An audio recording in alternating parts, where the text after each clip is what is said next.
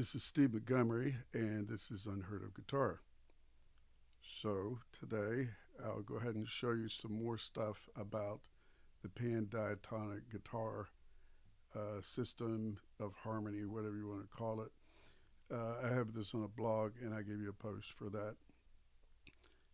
So, I'm going to hold up something and just let you look at it, and I'll briefly discuss what's on there because my camera is not that great. Okay.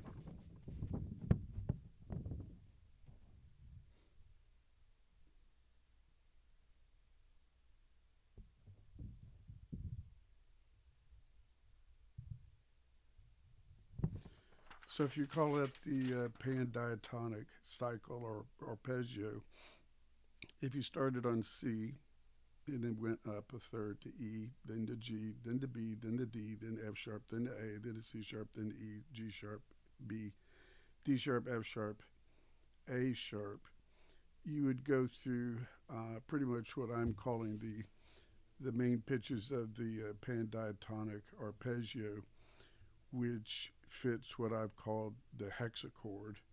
Okay, so that's based on stacked fifths of C, G, D, A, E, and B. If you couldn't see it, you can back up and push pause. But here's what it says on there.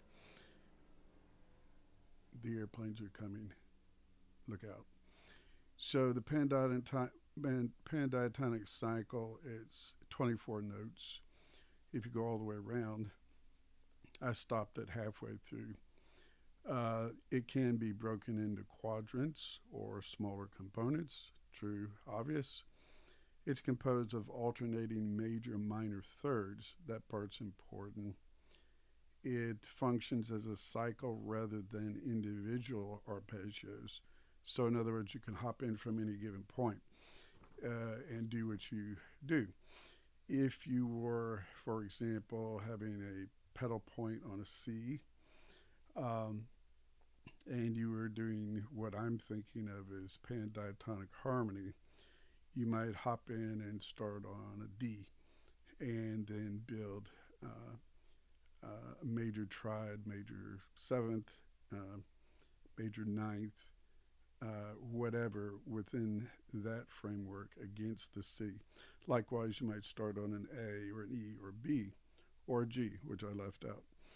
Okay, then going around this piece of paper, the next thing it says, each note occurs twice, once as the root of a major triad and once as a root of a minor triad. Probably not that important, but just an observation. As I was writing this down, I noticed, hey, there it is. Um, this is not limited to linear sequential succession. That's pretty much what I was just saying a moment ago. You don't have to go C, E, G, B, D.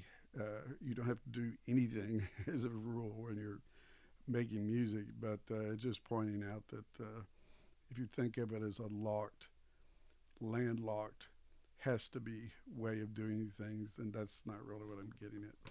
And of course, it encompasses all 12 keys.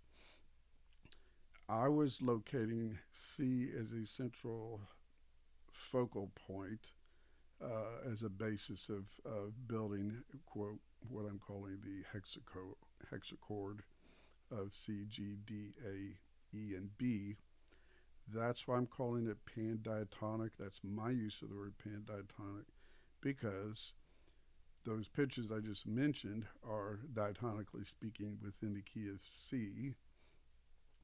But um, as you build arpeggios, triads, thirds off of those pitches, you get into what I think of as, quote, baptizing the other pitches that are normally not seen as readily often used in, say, like a major seventh chord in jazz and typical jazz and standard jazz.